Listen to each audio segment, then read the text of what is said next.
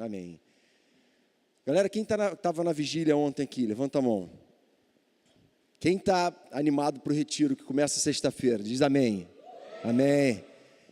Então, na verdade, esse tempo de retiro a gente gosta muito, porque é um tempo que a gente para se colocar diante de Deus. Na verdade, isso é um pouco vergonhoso para nós, não é? Parece que a gente vai caminhando na fé meio que devagar, alguns vão se arrastando, mas nem todo mundo está andando com Deus meio se arrastando. Muita gente anda com Deus no gás, está correndo, está se preparando como atleta. Essa figura do atleta, ela foi usada várias vezes na Bíblia, especialmente no Novo Testamento. O apóstolo Paulo usa ela quando fala, não é, da coroa da vida que a gente vai receber. A coroa, na verdade, era o troféu daquela época, não é? O troféu da vida, a recompensa por uma vida diante de Deus. E o autor de Hebreus também pega emprestado essa figura que para eles era muito viva, a figura do atleta, dos jogos que eram comuns, das competições.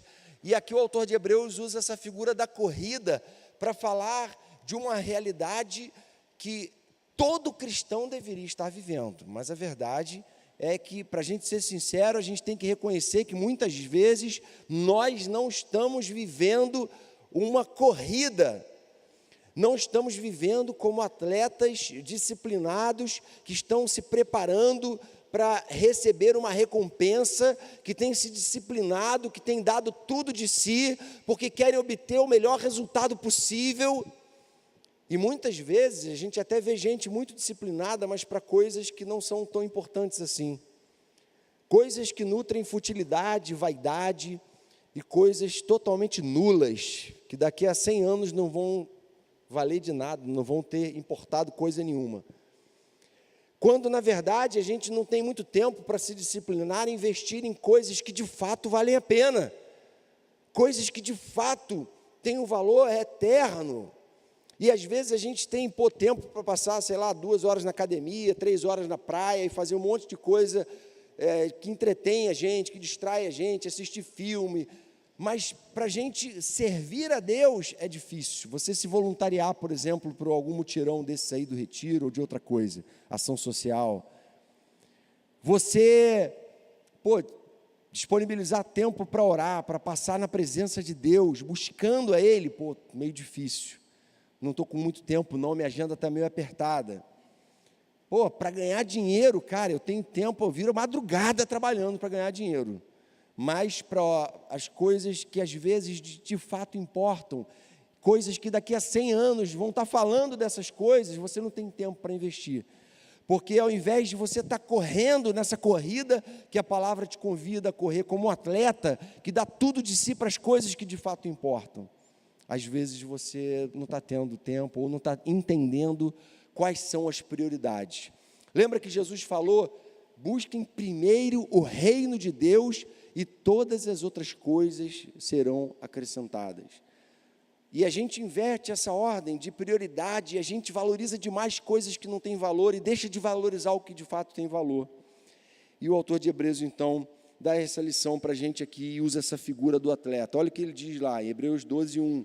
Portanto, também nós, uma vez que estamos rodeados por tão grande nuvem de testemunhas, livremo-nos de tudo o que nos atrapalha e do pecado que nos envolve, e corramos com perseverança a corrida que nos é proposta, tendo os olhos fitos em Jesus, autor e consumador da nossa fé. Ele, pela alegria que lhe fora proposta, suportou a cruz, desprezando a vergonha, e assentou-se à direita do trono de Deus. Pensem bem naquele que suportou tal oposição dos pecadores contra si mesmo, para que vocês não se cansem nem desanimem. A figura que ele está pegando aqui é a seguinte, gente, tem gente capengando na fé, tem gente se cansando e desanimando muito fácil. Às vezes a gente atende gente que fala assim, Jonatas, perdi um pouco a fé, estou meio frio espiritualmente. Claro que está frio, olha a sua indisciplina, que tipo de atleta tem sido você? Você esqueceu de que você foi chamado a uma corrida, você foi chamado a ser alguém que se esmera ao máximo para ter o melhor resultado possível nessa corrida. E que corrida é essa? A que a gente foi chamado.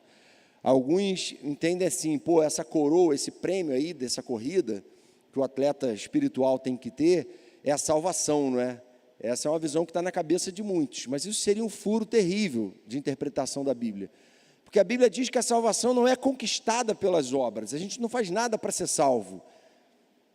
Então, fica evidente para nós que o que ele está falando aqui é que é possível que muita gente até tenha obtido dom gratuito da salvação, gente por quem Jesus morreu, mas que não tem sido vitorioso na sua vida espiritual.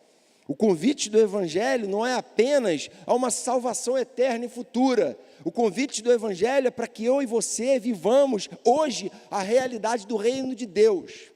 E a realidade do reino de Deus a gente sabe que está vivendo quando a gente, por exemplo, não consegue ficar sem ir à palavra e ler a palavra e buscar. A gente não consegue ficar sem orar. Quando a gente ouve uma palavra, essa palavra que a gente ouve, a exposição do Evangelho, a própria leitura que a gente acabou de fazer, começa a queimar no nosso coração. A gente começa a ter sede das coisas de Deus. A gente quer se acertar com Ele. A gente não consegue se conformar com comportamentos errados, pensamentos errados, corrosivos para a fé. A gente não consegue se acomodar. A gente não consegue viver desleixado, indisciplinado. E a gente começa a pensar, cara, como eu posso acertar melhor? Como eu posso me disciplinar para oferecer o melhor para Deus? Porque eu quero ser vitorioso aqui nessa vida. Eu quero ganhar essa coroa, esse troféu, esse prêmio que o atleta ganha no estádio. E para isso, eu sei que eu preciso pensar em algumas questões, em algumas realidades que muitas vezes a gente não tem pensado. E ele fala, olha, vocês têm que perseverar. Não ficar cansando e desanimando fácil, mas perseverar nessa busca. Em primeiro lugar, a gente tem que perseverar nessa busca inspirado pela vida daqueles que nos precederam, que vieram antes de nós, não é? No capítulo 11, ele falou de vários grandes homens e mulheres de Deus da Antiga Aliança, do Antigo Testamento. Abraão, Moisés, Raabe, uma série de pessoas que tiveram atitudes ousadas de fé, que entregaram suas vidas ao Senhor, que se derramaram completamente nas mãos dele e que entraram para a história. A história deles foi registrada na Bíblia. Você sabia que a Bíblia é a história do povo de Deus? E eu e você estamos hoje escrevendo a história do povo de Deus em 2018. Nós estamos escrevendo, não é como se costuma dizer, Atos 29 em diante. Atos vai até capítulo 28, mas os atos do Espírito Santo, que alguns teólogos preferem dizer, a gente chama de Atos dos Apóstolos, né? Mas eles dizem que o livro de Atos, na verdade, são atos do Espírito Santo na igreja, e esses atos são registrados. Só que os atos do Espírito Santo estão acontecendo hoje aqui nessa igreja, amém? Estão acontecendo aqui no GOL, na juventude da Igreja Oceânica. Deveriam estar acontecendo com muita intensidade na minha e na tua vida. E a gente está aqui escrevendo a história e deveria se ver como gente que está escrevendo história. Mas a gente não vai escrever história se a gente não valorizar a história. Se a gente não olhar para trás e olhar para a Bíblia. Ler a Bíblia é querer saber, cara, o que Deus já fez na vida de tanta gente. Ler livros, é claro, de biografia são muito bons e alimentam a alma também da história do que Deus já fez. Mas tem um outro ponto também, que é você olhar em volta, porque existe uma nuvem de testemunhas aqui ao seu redor na igreja. Quem são essas pessoas? A figura que vem à mente ali dele é o seguinte, a nuvem de testemunhas são aqueles que estavam no estádio, lotando o estádio e testemunhando a vitória do atleta. E a figura dele é o atleta correndo no estádio, e ele fala, a corrida está proposta, aqueles que ganham têm uma nuvem de testemunhas, uma multidão que está testemunhando aquilo e aplaudindo aquilo. E você olha ao redor, você pode não saber disso, mas tem um monte de gente orando por você, torcendo por você. Tem um monte de gente que talvez nem te conheça, mas que é gente que é exemplo para a sua vida. E ele está falando assim, olhe para essas pessoas que têm levado Deus a sério, que têm buscado de todo o coração viver uma vida de obediência à palavra dele, de temor a ele, e veja que vida bendita que eles têm construído, que vida abençoada, que vida exemplar, não perfeita, não idealizada. Como Paulo fala, olha, sejam meus imitadores, como eu também sou de Cristo.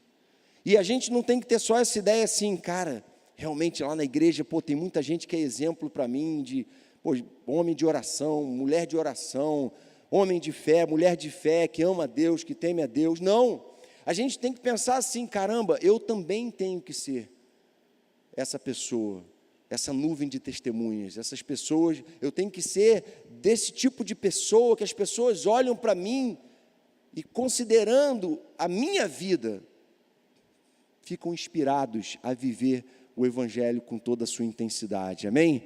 Esse tem que ser um desejo que tem que arder no nosso coração, gente, tem que arder no nosso coração.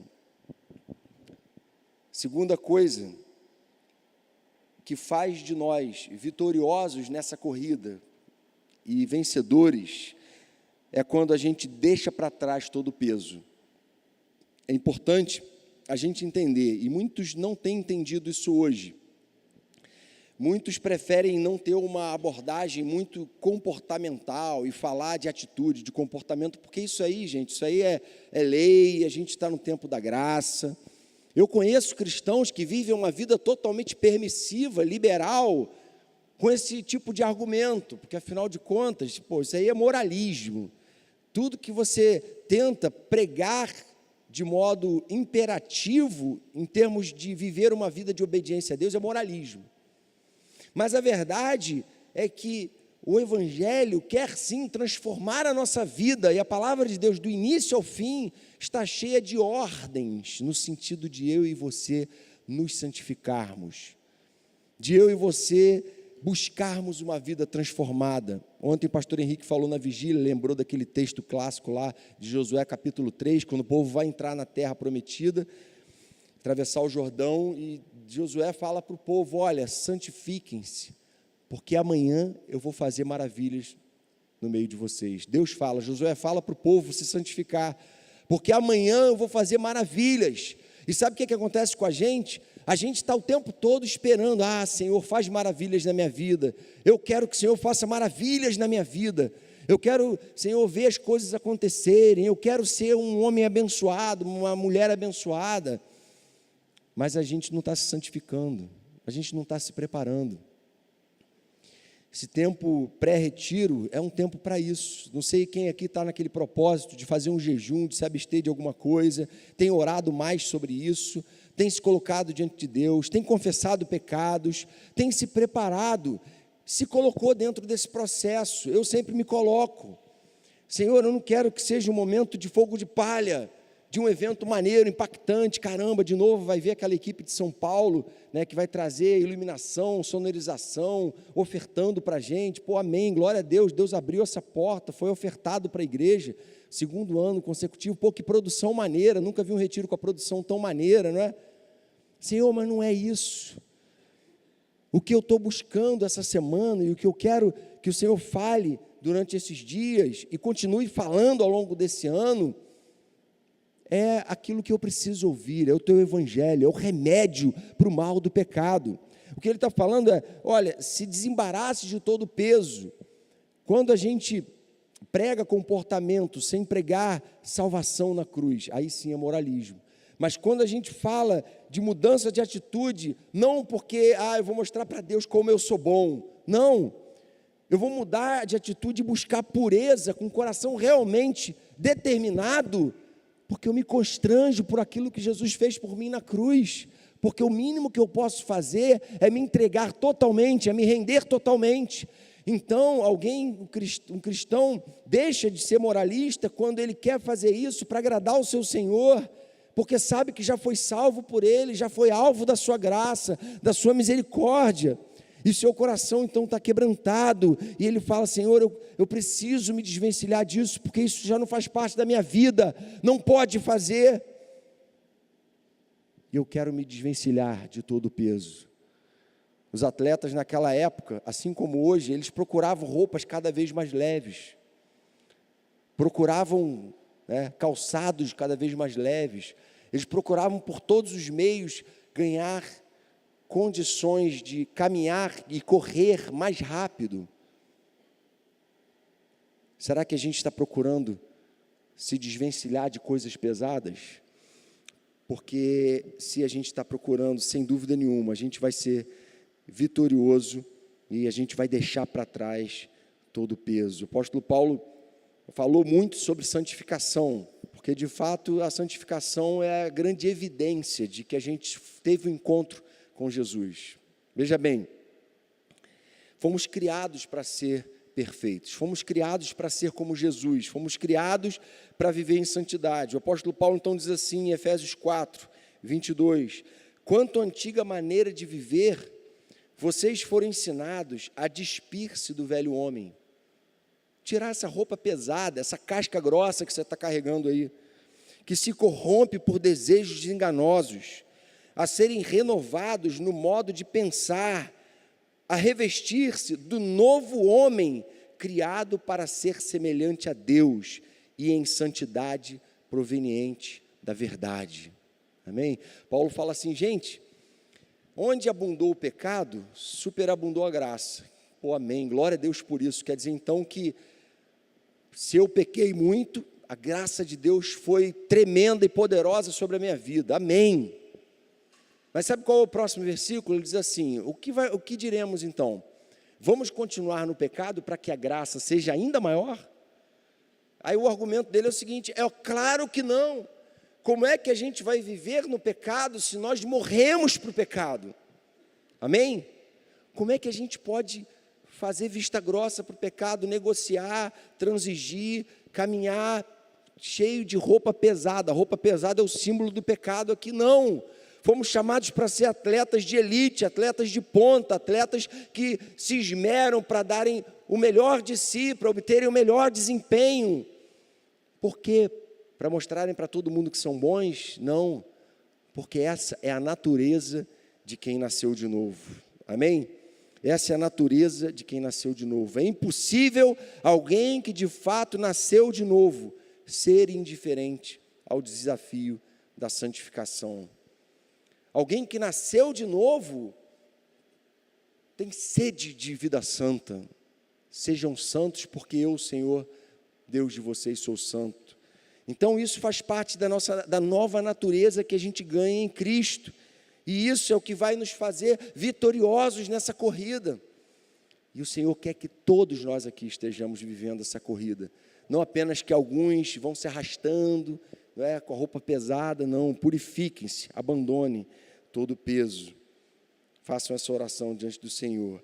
E terceiro e último lugar, a gente aceita o convite para correr quando a gente tem em vista o exemplo de Jesus. É óbvio, aqui um desdobramento e uma consequência desse ponto anterior.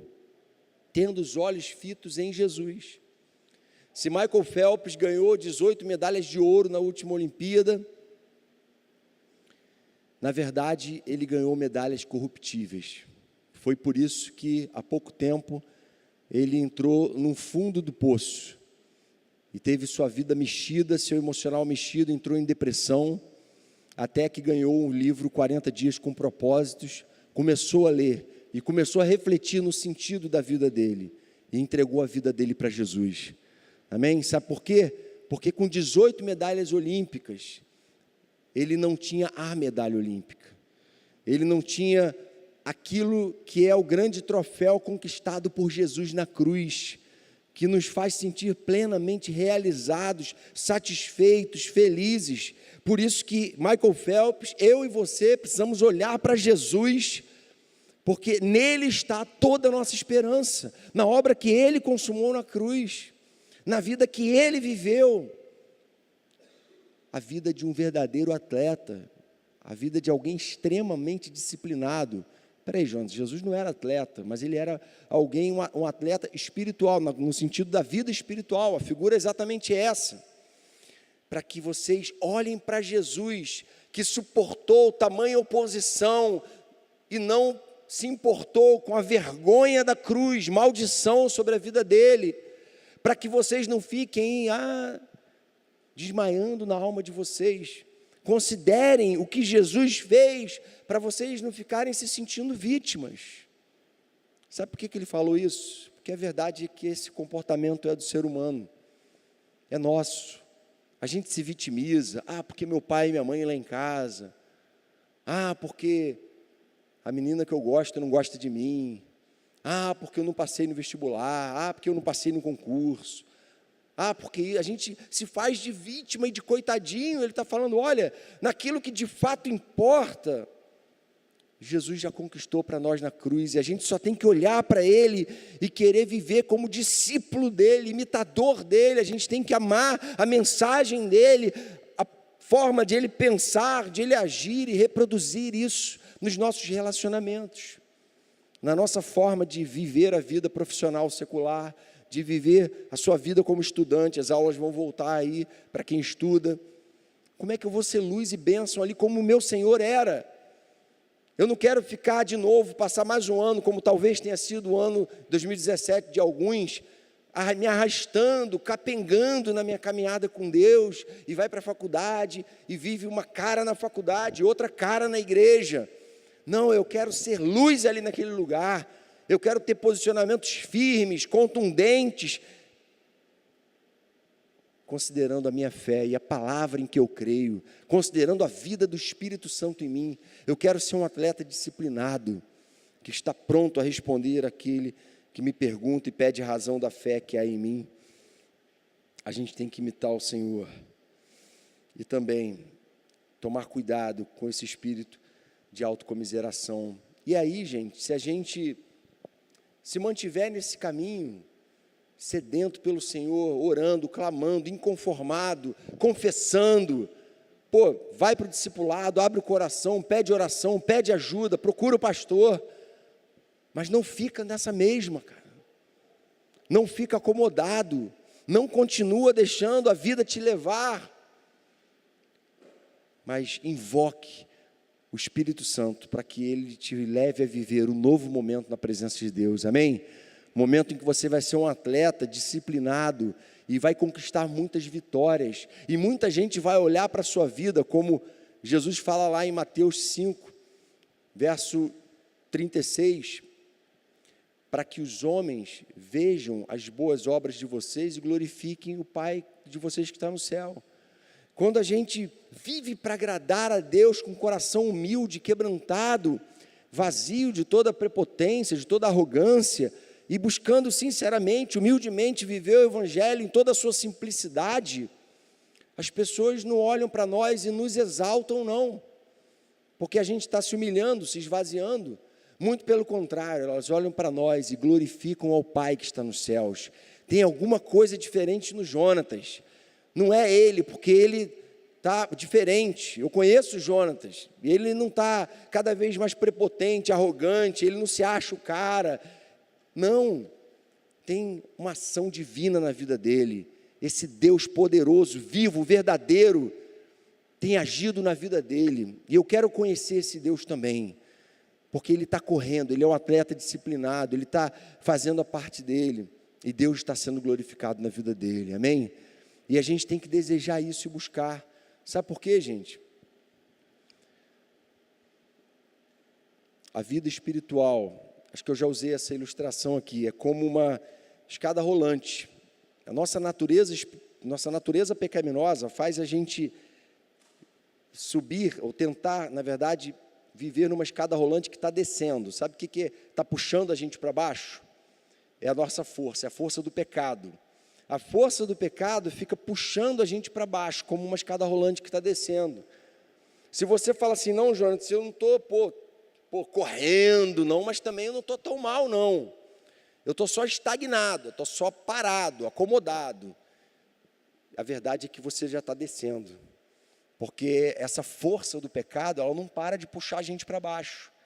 Então, a única forma de a gente conseguir subir essa escada rolante que está descendo, é indo numa velocidade 3 vezes maior do que a gente subiria uma escada comum. Porque a gente está o tempo inteiro, sem parar, lutando contra essa força poderosa e destruidora que está no nosso coração, enganoso, corrupto, ensimesmado, egoísta, rebelde contra Deus, que quer fazer suas próprias regras. Mas aí quando a gente se empenha e busca e clama e ora e pede perdão a Deus e faz isso todo dia, falar, o pecado está vindo, eu vou com força triplicada contra ele, aí sim você começa a subir apesar dessa força que está descendo. E a gente precisa buscar isso. Todos nós precisamos buscar isso. Não importa quantos anos você tem, o contexto que você está vivendo. O pecado que está aí no teu coração, a fraqueza que está aí, eu tenho outras, na mesma intensidade. Essa realidade não é diferente para ninguém. Pô, Jonas está falando isso, porque Jonas está com 41 anos, casado, com filho, já está em outra fase, não faz a menor ideia do que eu estou vivendo. Mentira, não tem idade. A natureza pecaminosa é avassaladora, destruidora, essa força está puxando para baixo o tempo inteiro. E ou você está firme, lutando, buscando, orando, clamando, se humilhando, se curvando, ou você vai descer. Mas a gente está aqui hoje trazendo essa meditação, porque a gente não quer que ninguém desça, amém? A gente não quer que ninguém se perca nesse caminho. A gente quer que todos vivam juntos, a gente quer viver junto esse novo momento como igreja. Aqueles que vão ter o privilégio de ir ao retiro, aproveitem a oportunidade. Pô, não vou poder ir ao retiro, tem outra situação. Cara, se coloca diante de Deus mais intensamente ainda do que se você fosse ao retiro. Onde quer que você for, Senhor, eu vou para tal lugar, eu quero ser guardado pelo Senhor, porque carnaval vai estar pegando fogo aí, o diabo vai estar solto, fazendo uma destruição e uma arruaça na vida de um monte de jovem cego, miserável, espiritualmente, que vive derrotado diante dele. E eu não quero viver essa derrota, eu quero viver triunfante e vitorioso, porque foi para isso que Jesus morreu na cruz. E eu não quero nunca ouvir essa mensagem com o coração frio, indiferente, muito pelo contrário, eu quero, diante daquilo que Jesus fez por mim na cruz, buscar mais e mais intensamente a presença de Deus, amém? Senhor querido, queremos te agradecer pela tua palavra, queremos te pedir que, Senhor, tenha misericórdia de nós, que estamos aqui nessa noite, e muitas vezes, alguns de nós reconhecemos que não temos corrido essa corrida como atletas disciplinados. Alguns têm sido displicentes, têm sido negligentes, indisciplinados. Perdoa a frieza do coração, perdoa a atitude muitas vezes acomodada, e vem sobre nós despertar cada um de nós para a tua palavra, despertar cada um de nós para essa corrida santa e bendita de uma vida que ilumina as trevas onde está, de uma fé, Senhor, que não se acovarda diante dos desafios que a tua palavra nos traz, mas que se entrega completamente, mas que sonha com uma vida totalmente tratada, convertida, santificada na tua presença, para a tua honra, louvor e glória, porque queremos que as pessoas olhem para nós e glorifiquem ao Senhor. Em teu nome que te pedimos, Jesus. Amém, Pai.